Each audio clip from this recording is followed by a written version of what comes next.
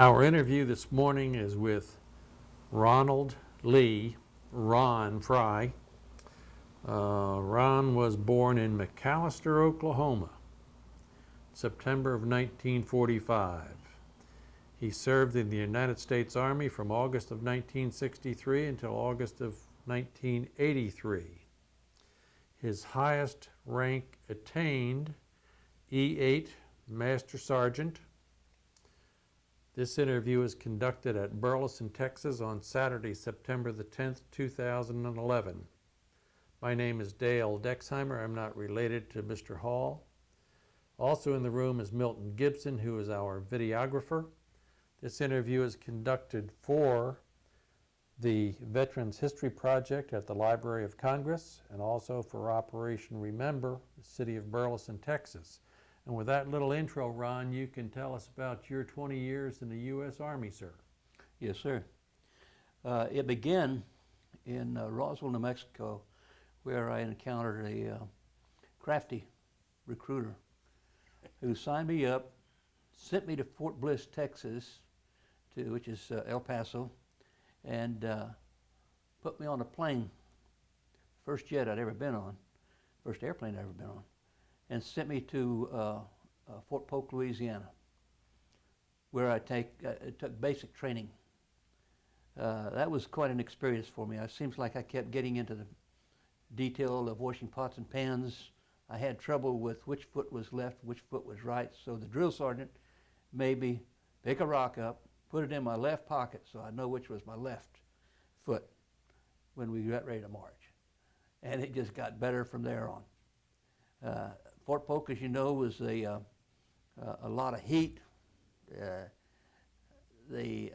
lot of snakes running around there.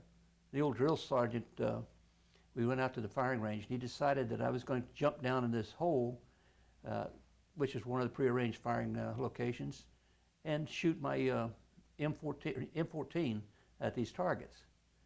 Okay, I jumped down in the hole, and I jumped out just as fast as I got down in there. There was a coral snake in the bottom. And the drill sergeant wanted to know what I was doing.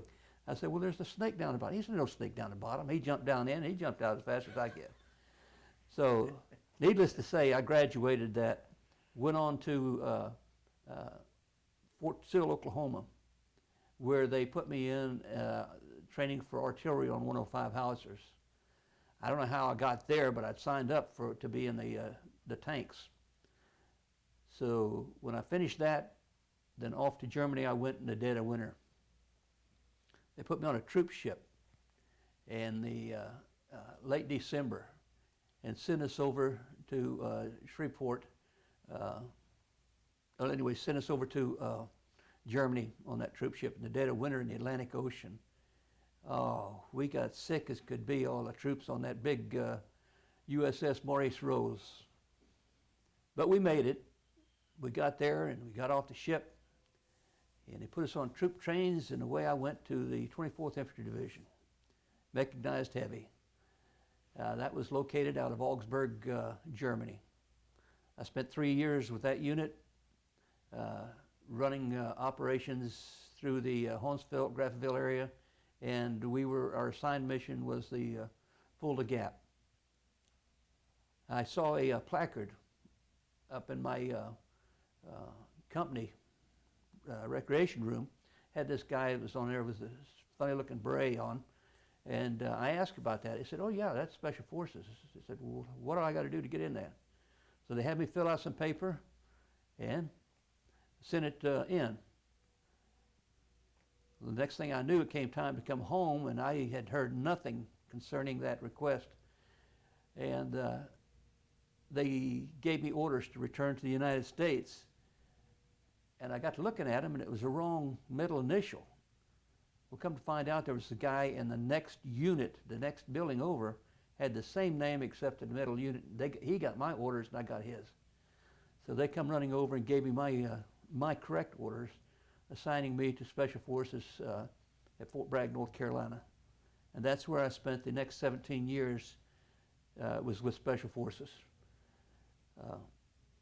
He entered training group at Smoke Bomb Hill at Fort Bragg.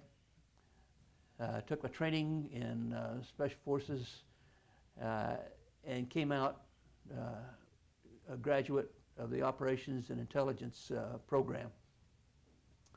After which I was assigned to the 6th Special Forces Group, which was assigned at the Smoke Bomb Hill area at Fort Bragg. I spent a few months there. A first sergeant came out to formation one morning, called my name out. I stepped out. He handed me a set of E6 stripes, Sergeant E6, Staff Sergeant. And at the same time, he handed me a set of orders for Vietnam. Wow. Okay, there's an upper and now there's a downer. So away I went. Went to Seattle, got on a plane, had a nice trip over to Vietnam, got off, and the first thing I noticed about the place was the scent.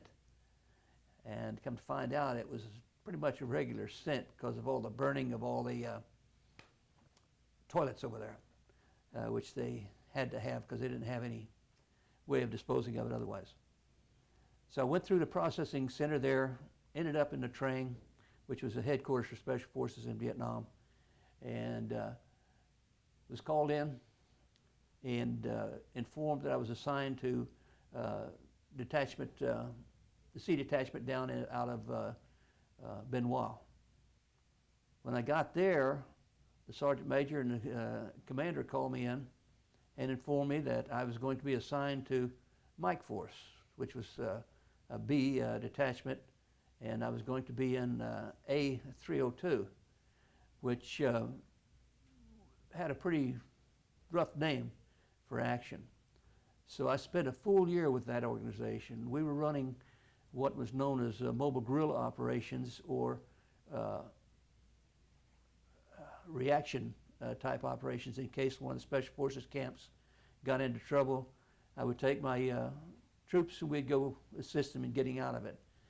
The Mike Force, the way we were set up, is that there would be basically 2 Americans, sometimes 3, assigned to 185 little people. We call them little people instead of mercenaries. Those people, I had 185 Cambodians assigned to me. And so we ran operations out of that. We would launch out of the air base right there at Long Hai along the coast of Vietnam, which is our headquarters and training site, onto the missions inside the, deeper inside Vietnam and along the Cambodian border, the Fish Hook and the area, all up through there. The rubber plantations, the triple canopy jungles, and we saw a lot of action back there. I just to suffice that we saw the action, and a lot of the times that we were going in on the action, it was because we had intelligence, the headquarters had intelligence that the Vietnamese headquarters in South Vietnam was located somewhere along the coordinates that they gave us. And we would then go in by helicopters as close as we could get and conduct combat operations throughout that area. Sometimes it was very hot, sometimes it was a cold operation.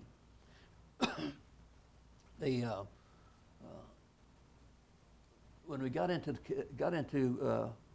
the firefights, the bad ones, we sometimes came back with heavy losses and or wounded. What we would do, the technique we use, is we would sit in a place and contact the air, because we were usually outside the artillery range. But we contact TAC air and have them come in, and they would work over the perimeter, outside the perimeter of our unit, with napalm bombs, cannon from the aircraft, and sometimes we'd be fortunate enough to have the gunships, the Cobra gunships, do that for us. After they would break down the will of the North Vietnamese to fight us, and then start backing off, then we would pack up, look over, do a damage assessment of the area, and then move to another target or move to an area where our helicopters could get back in, pick us up, and sometimes they would move us to another target, Sometimes they'd go ahead and take us to an A camp, or so we could get our wounded taken care of. From those operations, we were out one day in early 1968, got a radio message that told us to lay low and not to make any contact with anybody. We didn't know what was going on. We'll come up to find out later, the Tet had, the North Vietnamese had attacked during the Tet Offensive.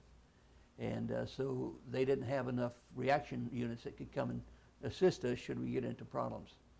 But they knew where we were at if we needed to be pulled up and put into one of the areas to back them up. So we just kind of sat there, and we were sitting on the side of a road doing a reconnaissance mission. You could see off in the distance tracers, flares, and the light from explosions going off as the as the battle was going on that night. So the next day they pulled us back in, and we were reinforcing our base camp at that time at Vung Tau, a Long Hai outside Vung Tau. I continued that through that over and over and over kind of mission, where we would hit the triple canopy jungles, do our reconnaissance and or combat, and be pulled out. Some of the things that cause you to wake up a little bit is when you go into that triple canopy jungle, oftentimes you were where probably there was not another person ever that had set foot in that area. So it was completely sterile. Sometimes your worst enemy would be some rock apes. And they'd get upset if you were in around where they were at. So we would go into these jungles. We had to carry our food and ammunition on our back, and sometimes we were in there for long periods of time, and we had to carry a lot. But we carried a lot more ammunition, claymore mines, hand grenades, than we did food, frankly. The food we ate was the same thing that our indigenous forces were provided, and that was usually rice and then some kind of fish heads or something like that they would like. And so we would eat those. And it did have quite an impact on me. I didn't realize until I went on R&R back to Hawaii about halfway through my tour to see my wife, R&R being rest and relaxation. And when I got off the bus, she walked by me. And when she walked by me, I turned and I called her name, and she just didn't listen. So I went on and called it again. She turned around and with a big surprise look on her face said, "I didn't recognize you." I had lost so much weight and moved it around so that that was kind of the condition you were in after spending all that time in combat. And it was one combat mission after the other. I lost some good friends, and it's hard to remember names anymore of those friends. I returned to the United States at the end of that tour late in December of 1968, and was assigned to the 3rd Special Forces Group. We did various training because our mission, should we be called on, was be prepared to go into a country in Africa and assist them if need be. So we were in training for that during that time. I finally asked to be transferred to Special Forces schools as an instructor, which happened. And shortly after that, orders came down again for Vietnam, and it was assigning me to CCN. So when I got to Vietnam that time, when you get mentioned that you're going to be assigned to CCN or MACSOG, kind of a cold chill runs up your back, because that means you, one other American maybe, possibly another one, maybe 3 of you, and a small team of little people. We used a lot of Montagnards where I was at up north at CCN. And those little people were wonderful. And they stuck by you.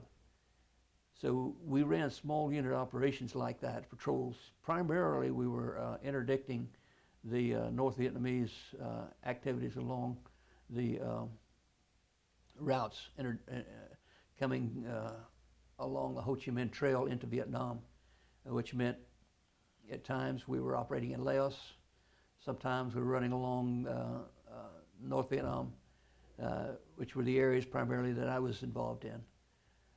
Those kinds of operations, you would take your small unit, be inserted somewhere out there, and we used a lot of different techniques to try to throw the North Vietnamese off of where we actually were inserted at, because there was so many of them there.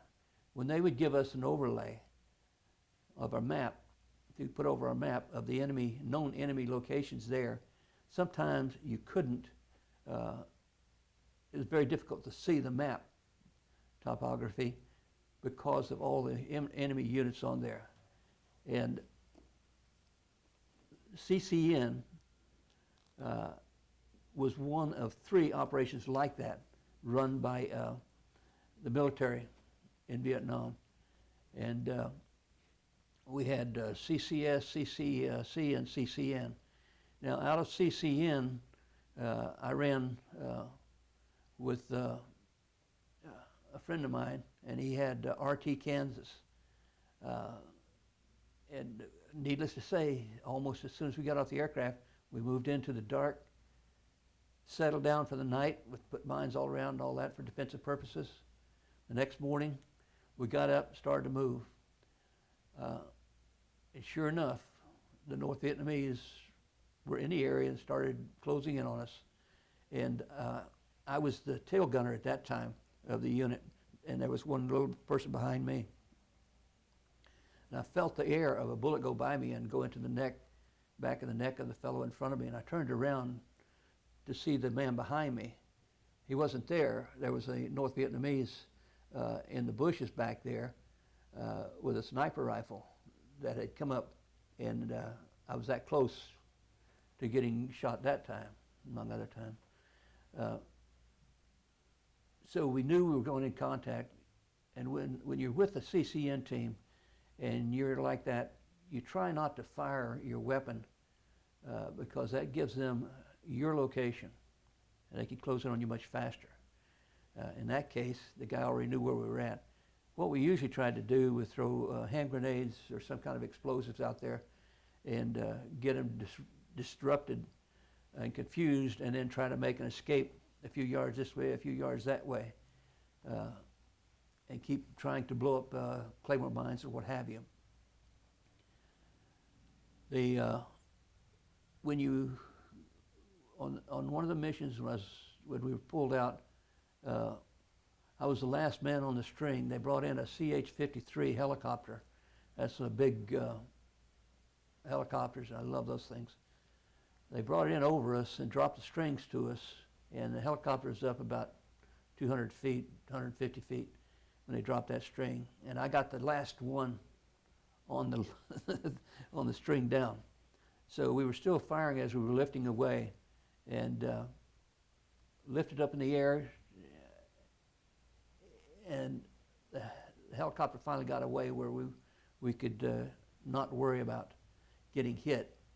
And when he got up there, then you could relax a little bit, look around, and off to the side you could see the gunships that have been supporting you flying along as a support. And it just felt great looking over there and seeing those American aircraft and all the support that you got. We had already gotten missions run on our location out of Thailand and what they call the Sandies. Those are some really great low-flying ground support aircraft that we had. Sky Raiders, I believe they call them. And those things would get right down in the bushes with you. Those pilots were really heroic. And so we got finished with those, they put me into flying covey. And covey is where one of the experienced recon people would be put into an Air Force plane with a pilot.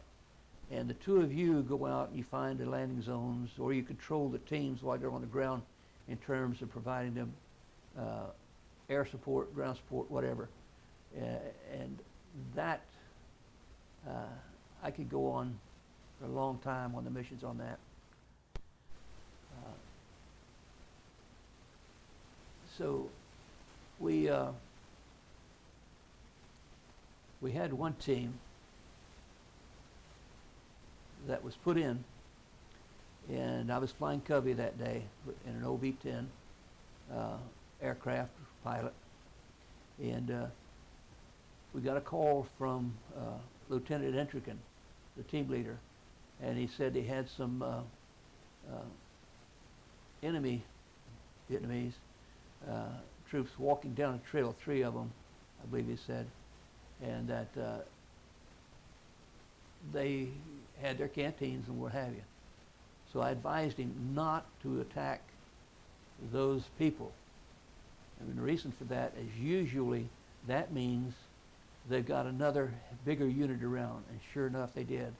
So Danny attacked that unit with his team, and we went through a lot of combat trying to get him out of there. I lost several helicopters right there getting him out. One of them turned upside down and slid down a hill, and fortunately we got all those people back. But Danny's team was still out there, and every time we tried to approach with a helicopter, they got shot up and shot down. Finally, there was an AmeriCorps commander, AmeriCorps Division, called and said, do we need some assistance? And I said, absolutely, because all of our assets were down, and we were trying to get more in. So he started bringing in gunships, and he started bringing in his slicks, we call them, Huey helicopters, to try to pull a team. And before we knew it, we had about 8 or 9 helicopters down on different hills all around it. So then it turned into a monster recovery effort to get all those out. We never did get Danny's team out. We fought for them all that day, all that night. We had AC-130 gunships come in and worked all night. One of them used up all of his fuel and had to leave, and we found out later that just as he got back to the air base up there where he was out of, he just got over the end of the wire where the runway was, and his engines quit because the fuel had run out. And that's heroism, those guys doing that. And they knew that they were that low. So we continued to work on getting Danny's team out. We had difficulty understanding them sometimes because they were having to whisper. And then the pilot didn't tell me, but he got another aircraft coming in to help. There was a huge explosion on the ground, and I'd never seen one that big around. And I asked him what that was. He said, well, he had one of the Air Force's jets make a run and shoot a missile down there around where they're at. And but we continued to fight late in that night, and finally we knew that they weren't answering, and so we tried to get teams in there to get them back out. And we never did get Danny out, but I know that in the past few years, one of the teams that went in after the war was over with for recovery of the missing in action, they recovered Danny's body and sent it home so it could be resting in American soil where it should be. But we had missions like that all the time. And the people that went on the ground, some of the bravest people I've ever had the opportunity to be with. And we could be proud that they were Americans. And then the little Montagnards and some of the teams that had Chinese on them, those people were absolutely wonderful. You couldn't find anybody any braver or any more dedicated than those people. We tried to make sure that they were well taken care of. They had their own team houses. They had good food. They had entertainment. And everything that they could ask for. The top of the line equipment, uniforms, and they really appreciated it. But that continued on through the 1970, 71 period. I was over there, and I left in July, I believe it was, and came back home, at which time I was assigned to the U.S. Army Institute of Military Assistance, which is a special warfare headquarters at Fort Bragg. And I found that interesting. So I worked with a group of training officers for missions overseas. And then they transferred me over to the instructor training program, where I worked for a couple of years training all the Special Forces instructors that would come in to teach Special Forces. So we did that, and when I got finished with that, they assigned me again to work with the Special Forces Officers course out of Special Forces schools.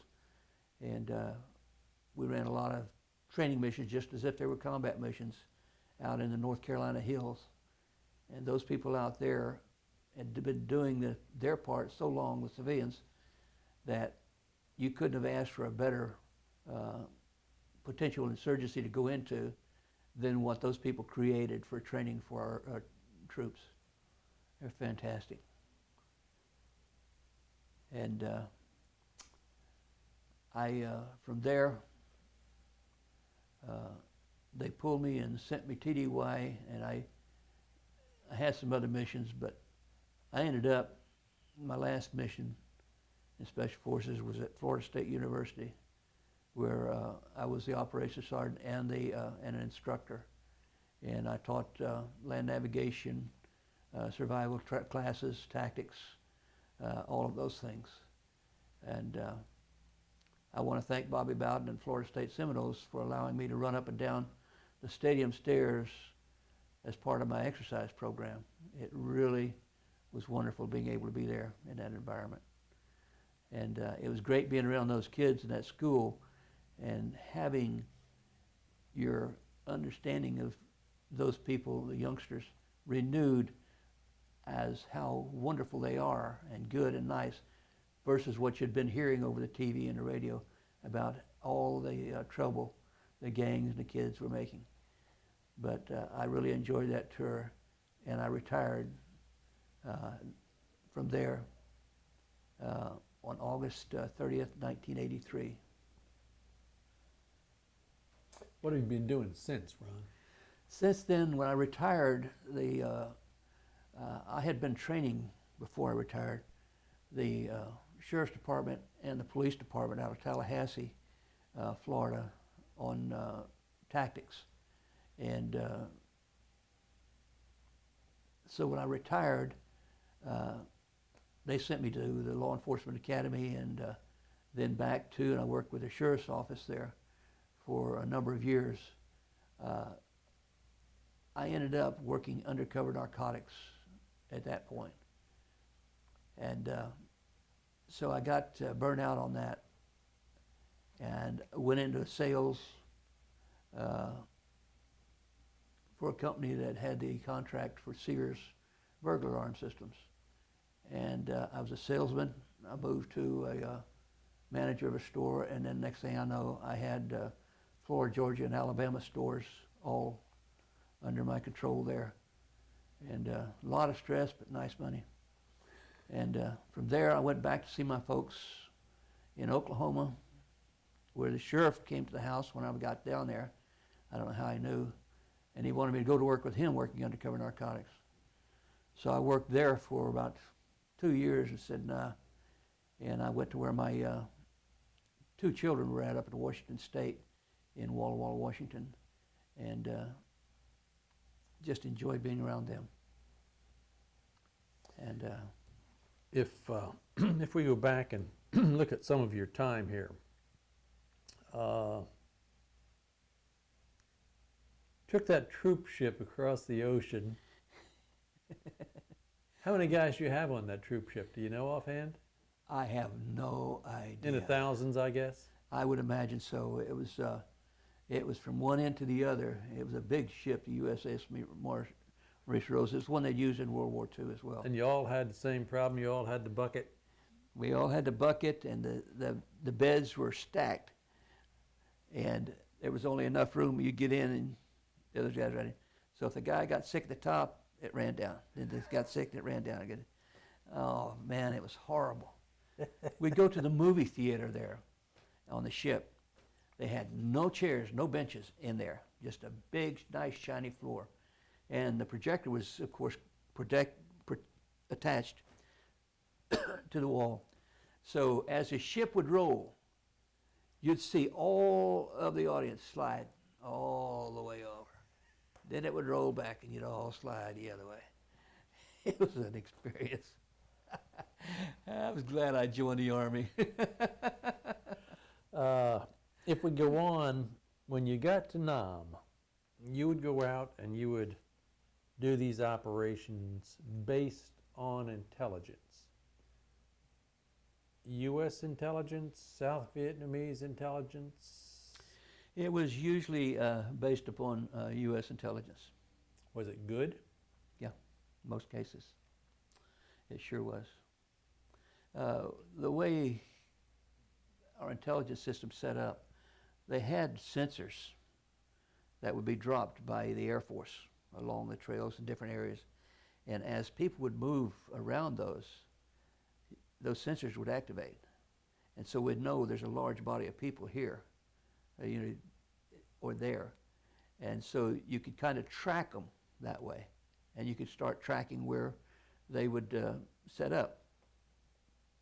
And so that was one way we got it. Another way was from the air. They obviously could see anything and everything. And so we always had some good stuff coming in. And our teams were down there constantly running operations.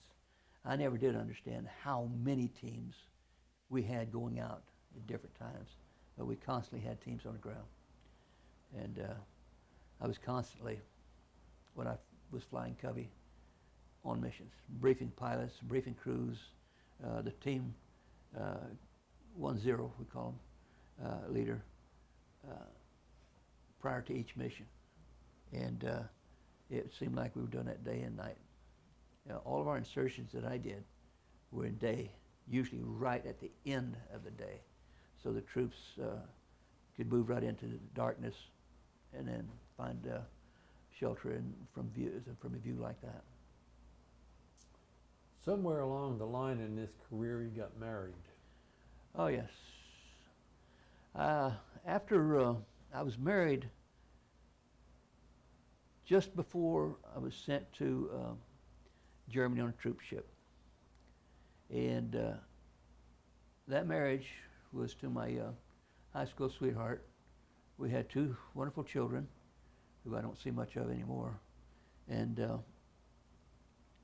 it was about halfway through my tour in Germany, I sent and had my wife and my daughter flown over. And so we lived together in Germany for about 1.5 years there, after which we all returned by air through to the United States. And that was when I was assigned to Fort Bragg. So during that time, my wife stayed with my mother and father in Oklahoma until I got finished. And eventually, we were able to be stable enough to bring them out to Fort Bragg, and they'll be with me. And the family suffers a lot when you're in an organization like that, because you're constantly traveling. You're constantly away. I can't imagine a wife and children going through a year without the father or the husband and just being there. But they did that. And these new troops, I say new troops, the troops that are fighting the war on terror, some of those I've talked to have been to the war zones over there 8 times, 8 missions. That's entirely too much.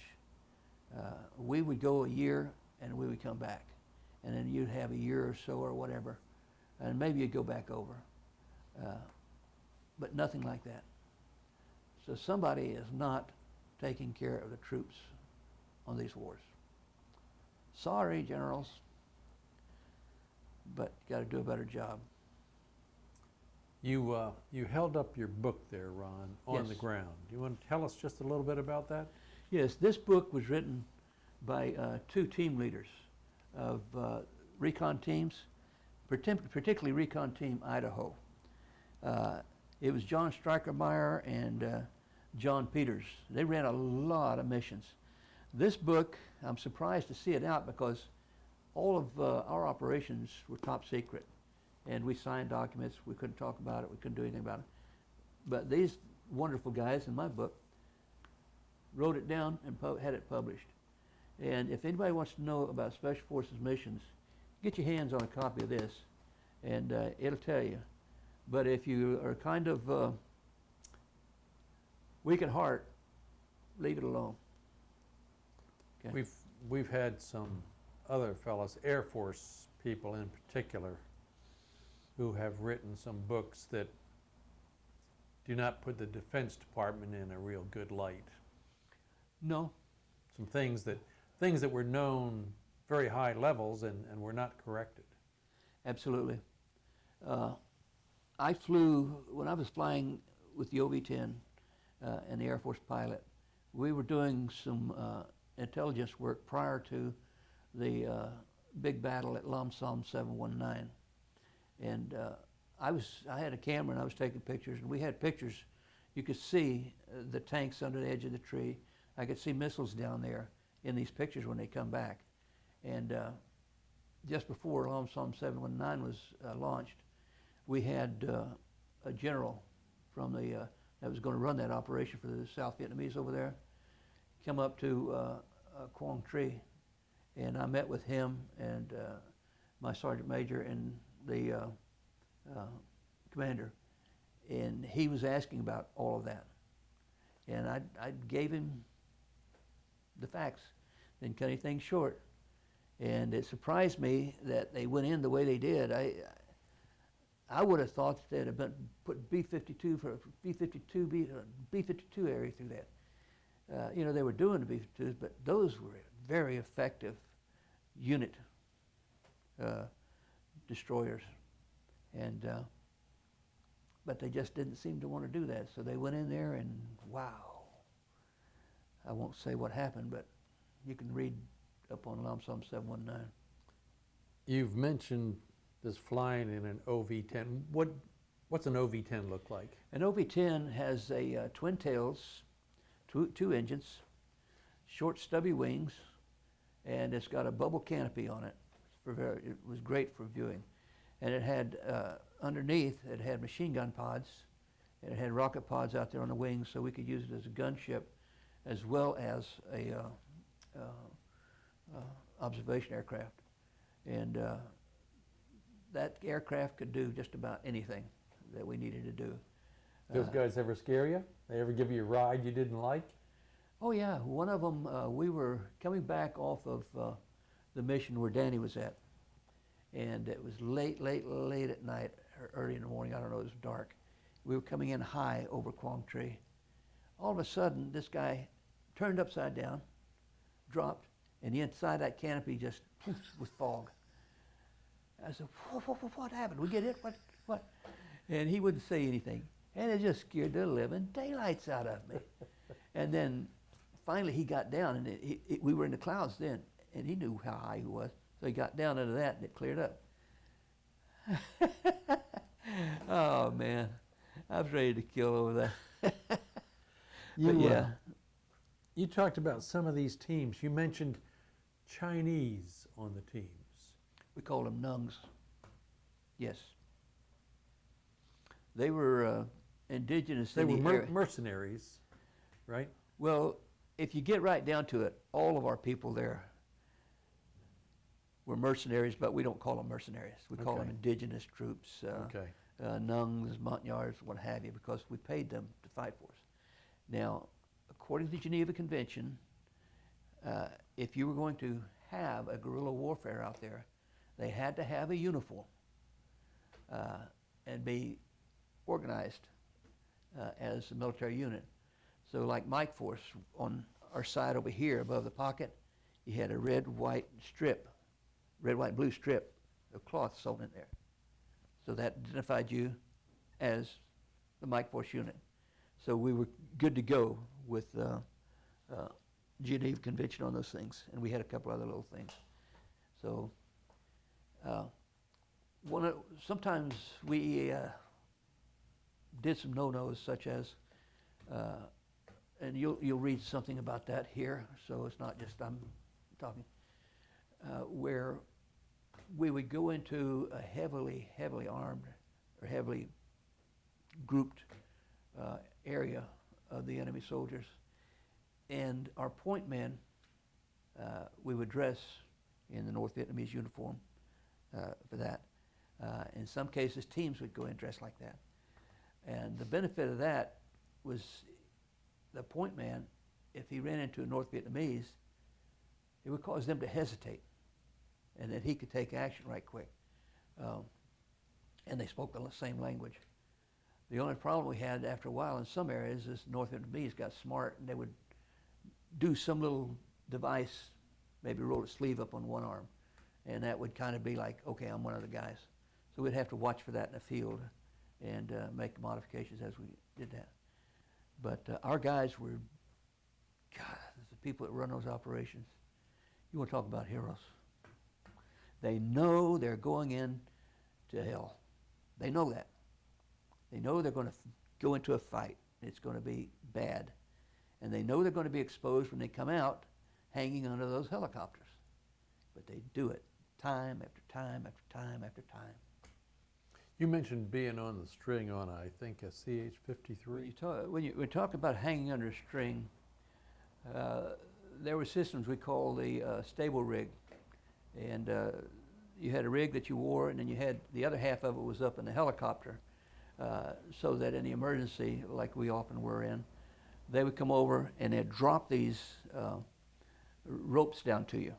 And then on the end of the rope is a bar about that long, and it had two hooks under it, and snap links.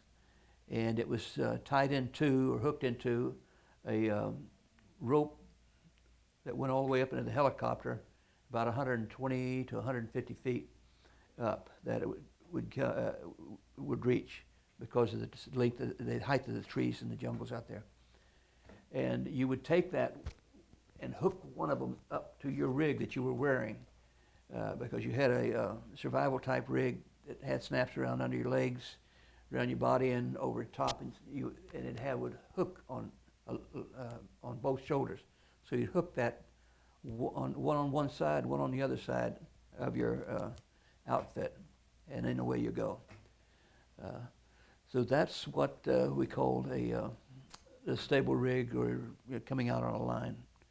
It's a very dangerous thing, but as long as you got pilots that know what they're doing, you'll make it, I think. Part of the initiation I ran into when I got to Mobile Launch Team 3 up at Quang Tri, they took me out and hooked me up to one of those things. I'd already gone through all that and training and everything, so I knew what it was all about. But these guys, you didn't have any weapons or anything. So they lift you up, and then you go swinging out across Quang Tri, between Quang Tri, which is one of the northern cities in Vietnam, and the border. And it's all enemy territory out there. So you're hanging down in this helicopter, and then they come back, and there's a river. They drop you down in the river, drag you through the river for a ways. That's all part of the initiation. And I thought, somebody is really flaky here. But it turned out to be fun. Really did. Education. About two quick questions here. Yes, sir. You came back and you were involved in training the trainer. Yes, sir. Somewhere along the line you saw some classified information, contingency plans, whatever. You ever see anything that scared you? By that time, no. You were pretty much hard-shelled, Yeah. water off a duck's back. Nothing would have surprised me at that time. No. Okay. Last question. I think I understood you to say that certainly at Florida State, you were always welcomed, people respected the uniform, etc. That is not the typical reaction on a lot of guys that came back from Nam. But all of your experiences were pretty good. When you got off the plane wherever, Absolutely. you didn't have people spitting at you or throwing bottles at you? Or? No, what I did is I had my wife send my green dress uniform to me while I was in Vietnam. So I changed into that on the plane. And so I had my greens on with my beret and all that. So when I came off, everybody that was on the plane went this way, and I went that way out the door to a cab. And then when I got home, to my home, we'd walk down the street, they were still in uniform. The only thing I saw, people would stop and they'd move to the other side of the street. And I'd see that. But that was not a negative either, in the sense that they just, the John Wayne movies and all that had created such a monster of us in their minds that they were afraid. Of course, you went home to McAllister. I went home to McAllister, yes. I got off the plane in Philadelphia. Okay. A little difference in probably the way folks looked at the war. Yeah. So when I got off the plane, I got off in Seattle at McCord Air Force Base. Took the cab down to the bus station, got in on the bus. It was dead of winter, and away we went to Walla Walla initially, and in Washington. And the snow on that bus was up above the windows, so there wasn't a lot of protesters willing to get out in that. So when I got into Walla Walla, there was no problem. Then we went on to my parents' home, McAllister, and that's where the people would go across the street. And they didn't have anything to be worried about. I was just glad to be home. you bet. Ron, we certainly appreciate you taking the time to come see us today. It's a great story, sir. We appreciate your time defending the country, time you spent, hardships you've endured, and your family has endured. So we thank you, sir. Well, I thank you for taking the time to collect this information. Good deal.